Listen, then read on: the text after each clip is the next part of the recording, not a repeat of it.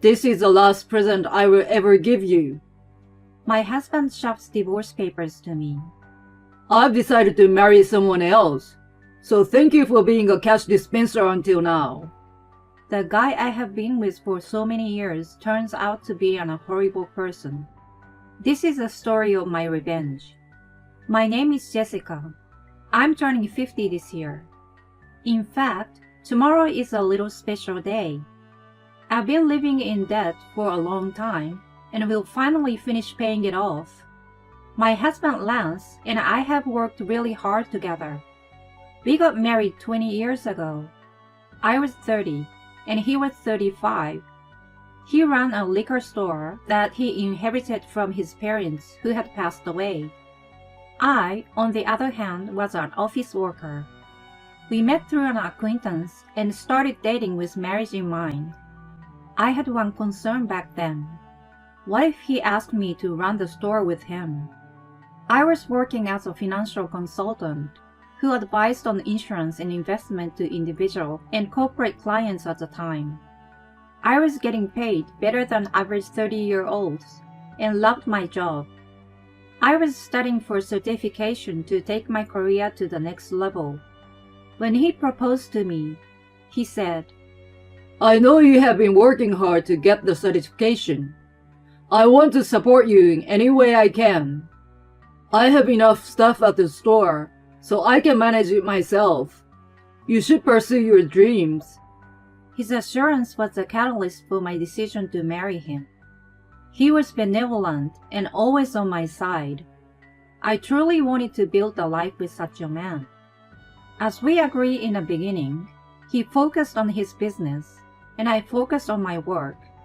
We thought that our marriage was going well. About a year into it, he went to work and I was spending my day off at home. When I was vacuuming under the bed, it caught a lot of papers. It had been less than 6 months since we moved in. I wondered why there was such clutter. I picked up a crumpled piece of paper and opened it.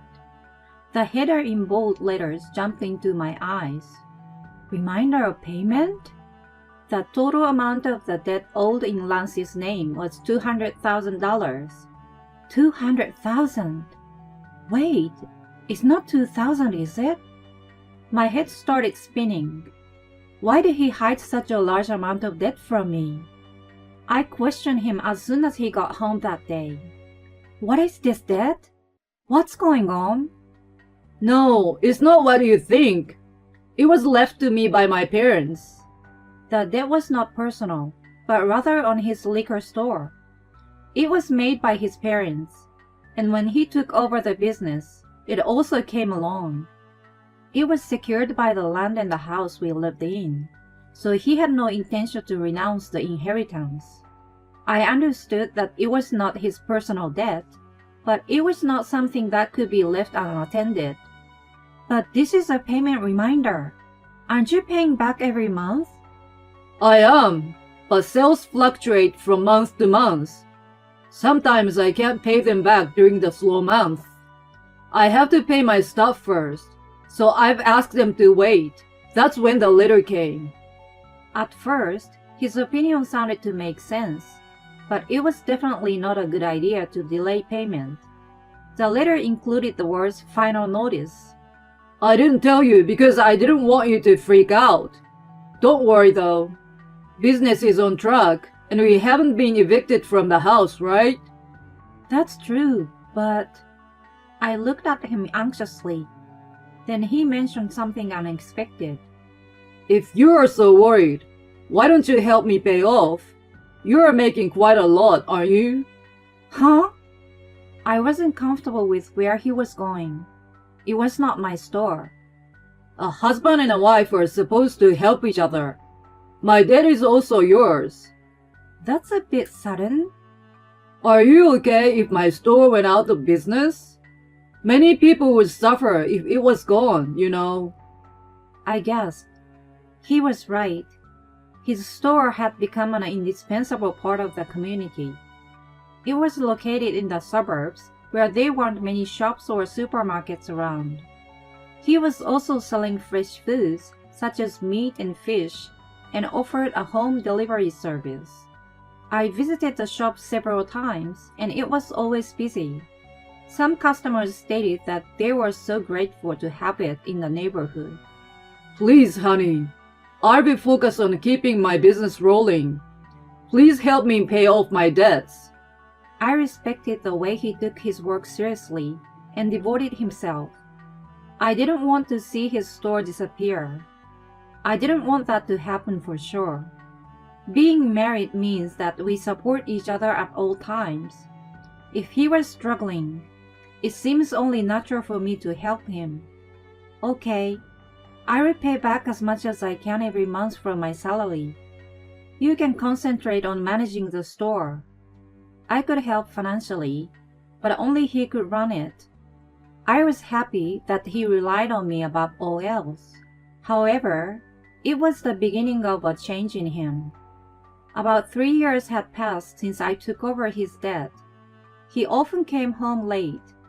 What were you doing till this late? You reek of alcohol. I just had a few drinks with my customers. Honey, did you make a payment this month? For some reason, he sounded condescending. I did last week. Why? My store depends on you. You'd better keep paying on time. Whenever he got drunk those days, he gave me an order. I had taken it as nonsense from a drunkard, but it started to prick my nerves when he did it repeatedly. He made it sound like it was normal for me to pay back his debt. By the way, Matt has a third kid now. I envy him. Matt was his friend from high school. He had his own business just like Lance. His wife also worked in the store with him. I've been wanting to talk to you about that. I told him what I had been keeping to myself. Don't you think it's time for us to start a family? His reaction was very cold. What? Baby? My business has just started to picking up, and we are still in debt. How can we be so irresponsible? The debt was his. I held back my annoyance. Matt has 3 children now, right? We can manage one too. His parents are still well, and his wife works in the store. They are different from us. I couldn't counter that. I always thought that I would have children when I got married. My dream was crushed easily. So, until I pay off all your debts, we can't have a baby? Well, I guess that's how it's going to be. If you make a lot of money and pay off the debts quickly, I'll think about it. His mean smile disgusted me, but I felt impatient to pay off the debts as soon as possible. How blind I was. Even though it was an irrational demand, I was too occupied with the thought of starting a family and didn't even think about it. From then on, I worked tirelessly for Lance. I actively obtained qualifications, took promotional exams, and secured a salary increase. I started earning much more than women my age. I even made advanced payments, but the debt didn't disappear so easily. I turned 40 before I knew it, and had to give up on having children. I thought to myself that I still had my husband and that he was enough. He relied on me, and I could do anything for him. As long as I still believed that, I remained happy. Lance started coming home later and later as the days went by. He sometimes came back in the morning. I was working in the store, and it was morning when I realized it. I had to go out with a customer, and the next thing I know, the sun is out. When I saw him working so hard to protect the store, I felt that I had to do my best as a wife too. We were on the same boat, selling for a better future together. The months and years went by, and the day finally arrived. I was going to make the last payment the next day. For the sake of the debt, I had to pass on all sorts of luxuries. I didn't need to do so anymore. I could finally spend my hard-earned money the way I wanted. I realized that ever since I got married, I had been thinking too much about money. We had never taken a vacation or even dined at a nice restaurant. We were still in our 50s. I hoped to finally enjoy such things from then on. On the day the last payment was due, I took a day off. I cooked a more luxurious dinner than usual, prepared a bottle of wine, and even baked Lance's favorite chocolate cake. I wanted to celebrate the debt-free life together. When he came home from work, I put them on the table and said, "Finally! It feels like it's been a long time, but last 20 years have gone by so fast, haven't they, honey?" He was trembling and kept his head down. I wondered if he was crying from happiness. As I was stunned, he started cracking up in a way that I had never heard before. "Ha ha ha! What the hell is going on? Are you okay?" The man who was supposed to be my husband declared the most outrageous thing. "You are dismissed now. I'm grateful to you for the past 20 years. Thanks to you paying off all my debt, I'm a free man. Great job. I don't need you anymore." What are you talking about? I seriously had no idea what he meant. Then, he took something out of his bag. "This is my last present to you." Petition for divorce in bold letters stabbed my eyes. He proudly continued. "I've decided to marry someone else, so you're no longer of any use to me. Thanks for being my cash dispenser until now." You're getting remarried? Have you been cheating on me all this time? Thinking back, he always came home late saying work or socializing. While I was working hard to pay off his debt, he was... No way. His expression remained smug. "I will never be that unfaithful. I have already found the next potential wife. I want to divorce you and marry her. That's why I have been waiting for you to clear my debt." Tears began to well up in my eyes at the cruelty. I was even more saddened by the blurry view of the feast I had prepared. "So get the hell out of here." He handed me the divorce papers. My blood started boiling faster than I could feel sadness or despair. "Okay, but you won't regret it." I squeezed out my voice. "No, I won't. Why would I regret divorcing an old hag like you?" An old hag? If I were her, he would be an old fart. I wondered if he thought he was still young.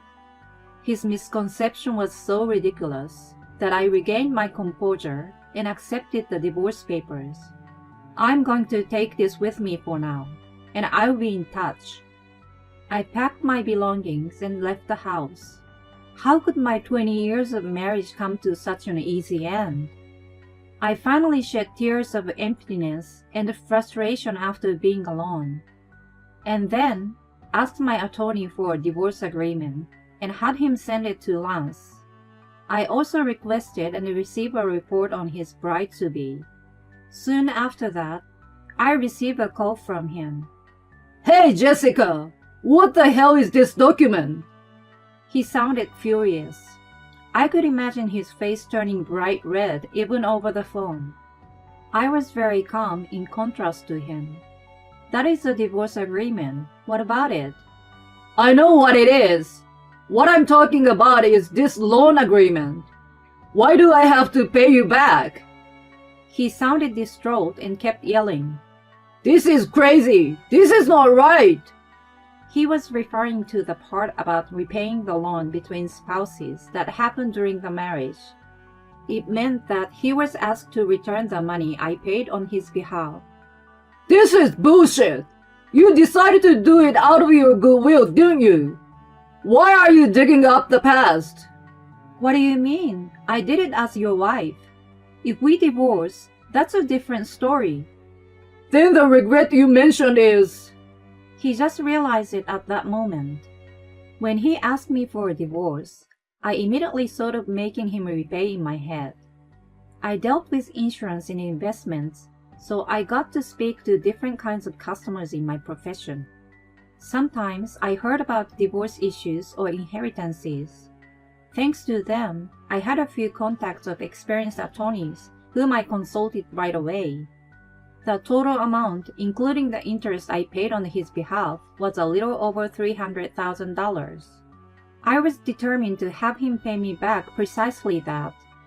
That was all I asked for. He must have realized the seriousness of the matter by my unwavering attitude and by seeing the name of locally famous attorney on the document. He thought he could get rid of his wife without alimony in the first place. He was so ludicrous. You know that I don't have much money. Well, then why don't you sell the store to fund it? If I do that, I won't have anything left. You're a Satan. You're only 55, right? You could still find a job if you wanted to. Give me a break. My conversation with him was not making any sense at all. I wanted to hang up the phone right away, but there was one last thing I wanted to check. By the way, how's it going with your new bride-to-be? That's none of your business. I burst out in laughter at his brusque attitude. True that. It sounds like you're going through a lot. Good luck. I was about to hang up the phone. Wait a minute. I've decided not to marry her. We can start over. For some reason, he pleaded with me. I yelled my last words at him and hung up the phone. Start over? Don't kid yourself. I don't want you. I had been married to such a man for 20 years. I wondered if I looked more ridiculous than him in the eyes of others. I truly did respect him until the divorce came up. It was because I had watched him work so hard for the store and for his customers. I wanted to support him. 20 years later, I realized that he was just a fool. The remarriage he mentioned was just his self-indulgence. It started when he innocently flirted with a teenage university student who worked part-time. You are so cute, Melissa. Will you be my wife? She also played along and jokingly replied, Well, I would think about it if you let me be a full-time housewife. The truth was that he thought she was serious. The idea of marrying a man who was almost 40 years senior was nothing more than a joke to her. Of course, she was horrified to learn of his seriousness. When he persistently pressed her to marry him, her parents had to intervene and place a restraining order against him. When I read the report from the private investigation, I laughed so hard that I hyperventilated. When he started coming home late, I thought he was working hard, not knowing anything. Instead, it was the opposite. He was often hitting on young girls at his favorite bars and strip joints. He made a fool of himself by saying things like, I'm surprisingly popular with young girls. I'm a salesman, so I have this easy to talk to aura and get along with them. And I'm told that I look younger. Don't you think so?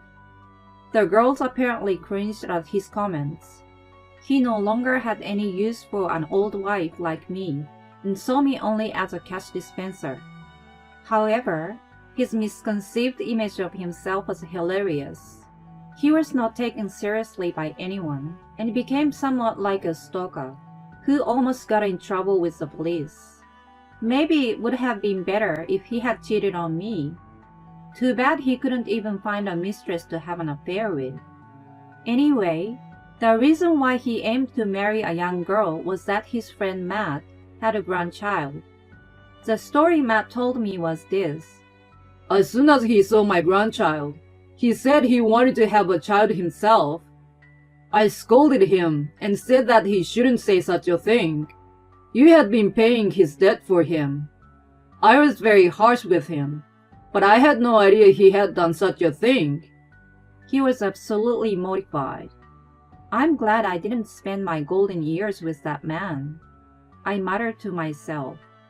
My divorce was finalized. Since the division of property between us was not clear-cut, he had room to negotiate for his own benefit. However, he gave up just because my attorney was well known. I wondered how such a gutless person had managed to stay in business all that time. He ended up selling the store to pay me back. Fortunately, just before he sold the store, his employees had abandoned lands, so no misfortune befell them. A lot of customers frowned at him for giving up on the business that was passed on to him by his parents. When they found out that the reason was to pay back his ex-wife, they were in a state of shock. When he demanded a divorce, he got what he deserved. It was a true story, but sounded like a comedy, which spread throughout the community. Even if he hadn't sold the store, the bad publicity would have affected his business. It was probably a good thing that he sold it before he went bankrupt. The money from the sale was not enough to pay me back. He continues to work part-time jobs to pay me back to this day. Sometimes I receive messages from him. It was all my fault. Can we get back together? I was crazy back then because Matt was showing off his grandkid. Unfortunately, even after I block his number, he keeps calling from different phones. If you contact your ex-wife any further, we'll file a restraining order. I've had my attorney give him a warning. Then the calls have stopped. As usual, he's terrified of the attorney. By the way, guess what I do for work now? I'm a marriage counselor. Just as turned 50 and wanted to try a new job, my friend opened a matchmaking business. I quit my previous job and joined her. While helping singletons to find a match, I also provide advice on financial issues between couples, how to decide on insurance and so on. It was a hit, and the number of members quickly increased. The couples who want to have a frank and thorough discussion from the beginning have appreciated our unique service. I've been through a lot, and I don't want them to make the same mistakes I did. Although my salary is a little lower than before, I enjoy helping others be happy every day. I got my happiness after getting rid of my ex-husband. Today, I'm doing my best to be a bridge to someone else's happiness.